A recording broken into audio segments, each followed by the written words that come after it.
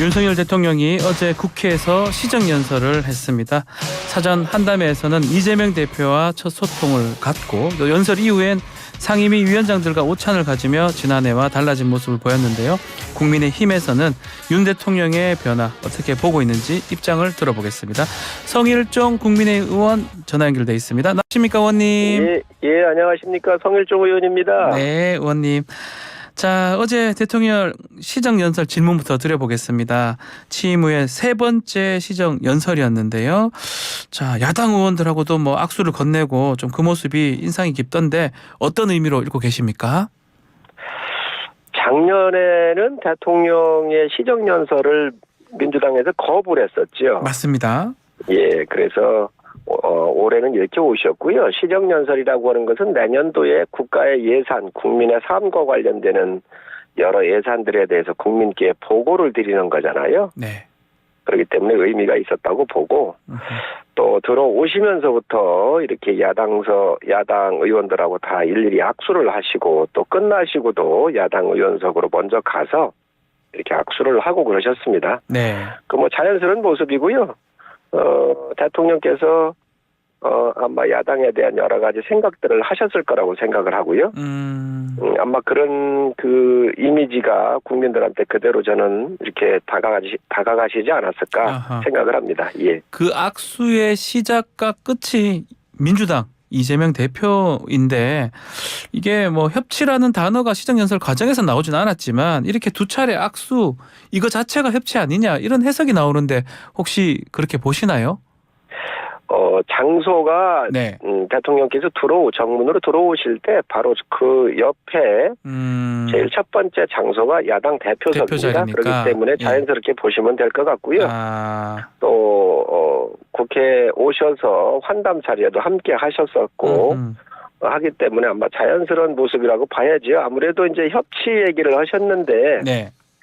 협치는 여당이 하는 게 아닙니다. 왜 그러냐면 거대 야당이잖아요. 저희가 여당이 110석밖에 안 되고 야당이 180석이기 때문에 모든 법안이고 모든 게 여당이 요청을 했었을 때 응해줘야 되는 것은 야당의 목이지요. 그래서 제가 정책의장 할 때도 여러 번 요청하고 이렇게 했었는데 야당에서 좀 많이 좀 도와주셨으면 좋겠습니다. 예. 이게 좀 국정기조 변화의 시작이라 이렇게 볼 수도 있을까요? 사실 윤석열 정부가 들어서 가지고 그 여러 서민 약자와의 함께하는 그 동행 그리고 미래에 대한 준비 또 서민과 함께하는 프로그램을 저희가 준비를 해서 납품단가 연동제라든지 화물연대 개혁 또 늘봄 프로그램 같은 경우를 통해서 우리 부모님들에 대한 그 방과 후의 프로그램 같은 경우를 저희가 하고 있고요. 또 장바구니 물가라든지 유류세 이런 것들을 많이 해왔었습니다. 그런데 이제 이재명 대표의 사법 리스크가 중점적으로 떠오르면서 이 쟁점으로 떠오르면서 이러한 민생 행보 것들이 좀 뒤로 묻혔지요. 일은 계속 했지만 그렇지만 이제 이재명 대표의 그 구속영장이 이게 기각이 되고 하면서부터 다시 민생으로 이동하는 그런 모습이 지금 보여지고 있지요.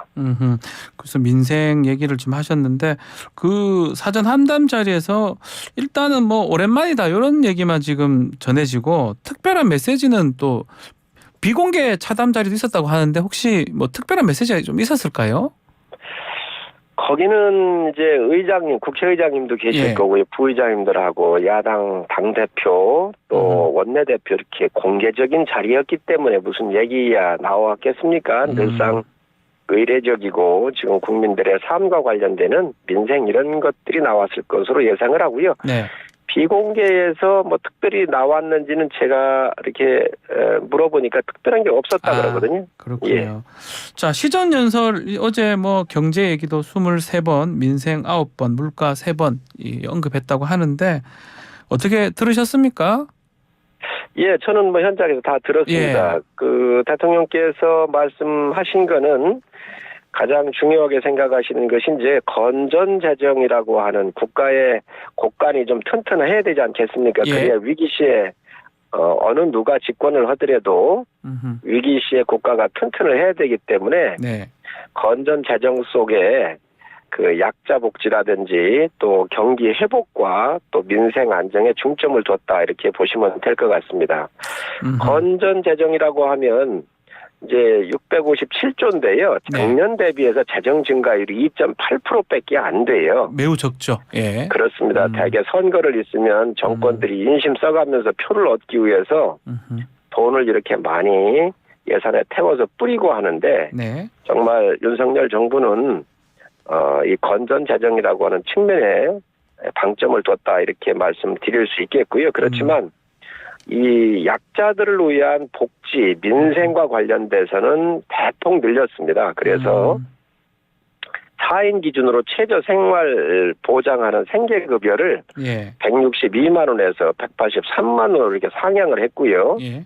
또 우리 청년들 매월 자립준비금이 있습니다. 청년수당으로 주는 게 매월 10만 원씩 이렇게 인상을 했고 또 군에서 국가를 위해서 봉사하는 병사들 월급도 25년까지 205만 원이 될 수 있도록 이렇게 했고 또 저소득층 대학생들이라든지 취약계층에 대한 예. 학자금 같은 경우도 대폭 늘려놨습니다.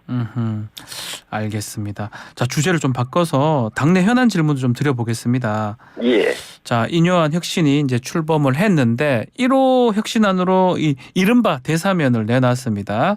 그래서 아마 최고에서 징계를 일괄 해제할 것 같기도 한데 어떻게 보십니까? 이 혁신안 1호 적절했다고 생각하십니까? 인요한 혁신위원장은 히딩크 같은 이미지가 있잖아요. 히딩크 닮았습니다. 좀. 예. 네. 닮았다고도 하세요. 예, 그리고 예. 살아온 삶 자체가 네. 독립운동, 선대에서 독립운동을 했고 6.25 참전용사시고 네. 또 의료, 학교 봉사 이런 그 많은 역할을 하셨고 또 5.18 때 통역도 하고 그래서 국민들한테 주는 이미지가 상당히 좋습니다. 네. 이제 특히 우리 한국인의 얼굴이 아니시고 그러시잖아요. 그런데 그렇죠. 네. 전체를 다 아우를 수 있는 통합의 메시지를 낸 게 바로 이 혁신안 1호로서 대사면인데 네. 저는 아주 이 카드가 좋다고 생각을 하고요. 예. 이걸 받느냐 안 받느냐의 문제는 그 다음 문제입니다. 이 혁신위원장이라고는 그 자리에 와서 첫 번째 어떤 정치적인 메시지를 내느냐가 중요한데 당에 여러 가지 다양한 세력들이 있는데 그에 대해서 정치적으로 다 모든 것을 하나 통합해서 가자라고 하는 이 메시지는 굉장히 저는 적절했고 아주 주요한 것 또 뉴스 되는 것 자체가 네. 상당히 전국을 주도하고 있는 거거든요. 그래서 저는 적절했다고 봅니다. 자, 통합의 메시지로 아주 적절하다 이렇게 말씀 주셨는데 이 당사자들이 조금 문제인 것 같습니다. 이준석 전 대표라든지 홍준표 대구시장 받지 않겠다, 받을 수 없다 이런 입장인데 이게 어떻게 되는 겁니까? 이게 안 받게 된다고 이게 가능한 얘기인지? 받든 안 받든 네. 이러한 거에 대해서 안 받겠다라고 하는 것도 또한 뉴스잖아요. 그런 과정에서 예. 당이 전체적으로 하나로 가는 것이고 또 큰 통합이라고 하는 전체를 아우르는 큰 그물이 쳐졌다 이렇게 보시면 될 것 같습니다. 그래서 네. 이 큰 메시지적인 측면에서 저는 굉장히 성공한 그러한 혁신안 1호가 아니었나 생각을 합니다. 비슷한 취지로 어제 보도 따르면 인요한 위원장이 유승민 전 의원 비공개로 만났던 게 보도가 됐더라고요. 저는 혁신위원장이기 때문에요. 그 누구를 막론하고 다 함께 만나는 게 좋습니다. 예, 그래서 아마 광폭의 행보도 좋고요. 네. 그런 혁신위원장으로서 소외됐다고 한다면 들어오고 안 들어오고 참여하고 안 하고 하는 것은 또 그분들의 몫이겠지요. 그렇지만 혁신위원장으로서는 아주 넓은 정치적인 보폭은 긍정적으로 보고 있습니다. 통합의 메시지다 이렇게 보시는 거군요. 그렇습니다. 예. 자, 또 혁신이 둘러싼 다른 논란, 인 위원장이 언급했던 영남 중진 차출론, 이 영남권 의원들이 좀 반발의 목소리를 내고 있는데 이게 실현 가능성이 있다고 봐야 됩니까? 아주 원론적인 이야기 아닌가요? 예. 예. 그래서 하태경 의원 같은 경우는 늘상 또 젊은 층하고 호흡을 맞추면서 선제적으로 수도권 출마를 올라왔죠, 선언을 서울에. 했는데요. 예. 예.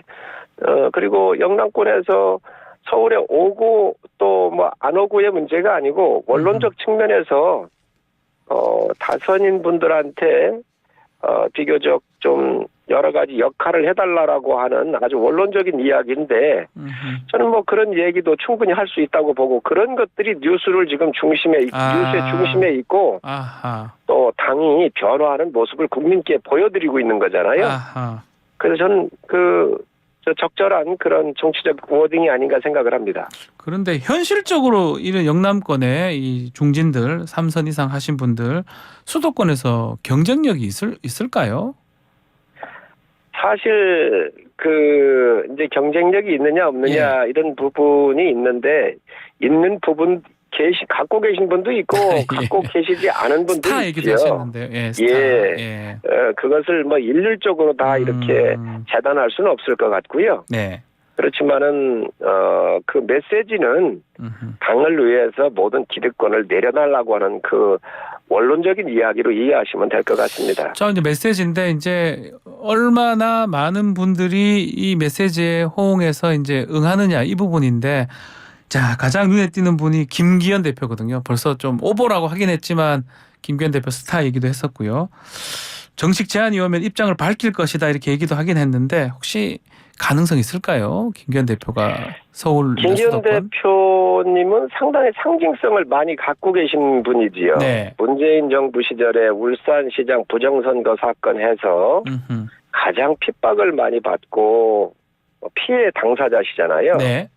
대표적인 민주주의에 파괴된 민주주의 파괴에 그 가장 큰 피해를 입으신 분이 김기현 대표시고요. 네. 또 그릇이 있으신 분입니다.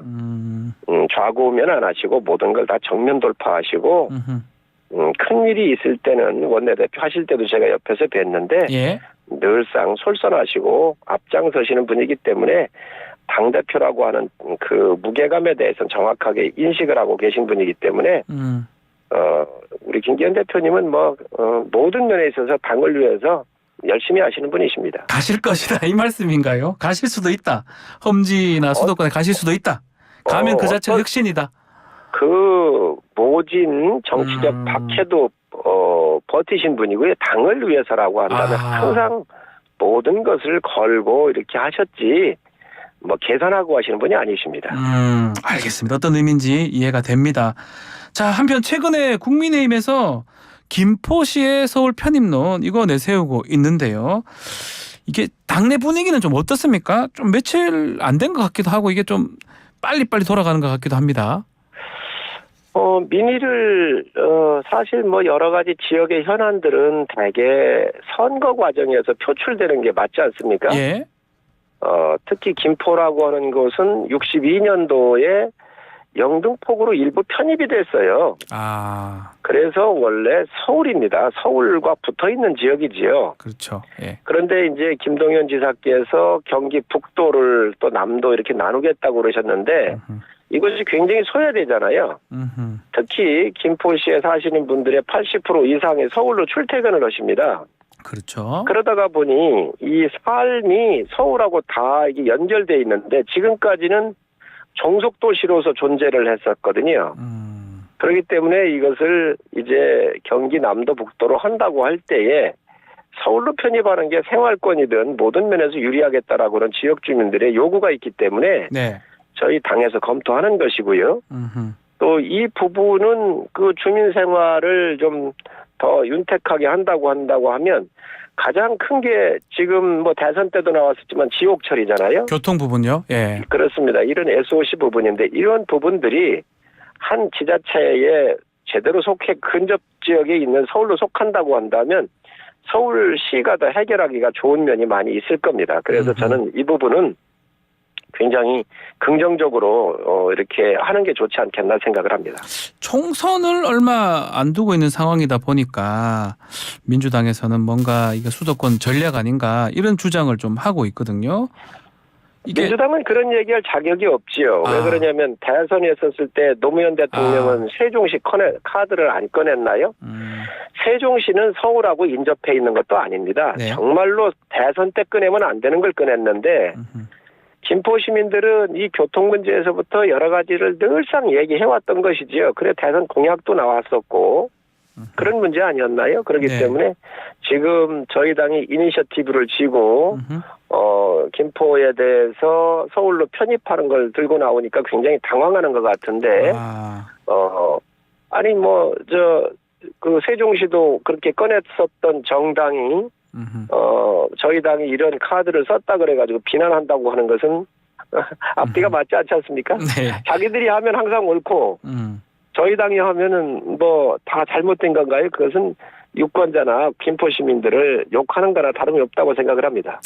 자, 메가 서울, 뭐 김포라든지 지금 구리, 하남, 강명, 고양 이 여러 얘기가 나오고 있는데 특히 지금 좀 전에 말씀하신 영남의 중진권들 이런 분을 이런 지역구로 갈 수도 있지 않느냐 이런 얘기도 나오는데 혹시 가능성 있는 겁니까?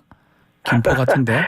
그거는 지금 혁신이나 지금 단계는 아닌 것 같고요. 예. 앞으로 공천심사위원회가 만들어지고 또 여러 가지 선거기획단이 만들어지면 그러한 부분들을 전략적으로도 좀 고민할 수 있을 텐데 네. 아마 그런 거를 한다 하더라도 당에서 여러 형태의 여론조사를 통해서 네. 그런 과학적 방법으로 접근을 하게 될 겁니다. 벌써부터 뭐 어디에 누가 간다 이렇게 뭐 차출한다 이런 얘기를 하기에는 좀 이르다 이 말씀이네요. 예, 그렇습니다. 지금은 당의 큰 그림을 그려가는 그런 과정이라고 보시면 될 것 같습니다. 당을 어떻게 새롭게 리폼하고 또 이 변화하는 모습을 국민들한테 어떻게 다가가느냐 이런 부분이지 이제 공천 부분은 조금 지금 단계에서는 시작 단계가 아니고요. 좀 시간이 있기 때문에 그건 뒤로 미뤄질 것 같습니다. 알겠습니다. 자, 오늘 말씀 여기까지 듣겠습니다. 감사합니다. 네, 고맙습니다. 성일종 국민의힘 의원과 함께했습니다.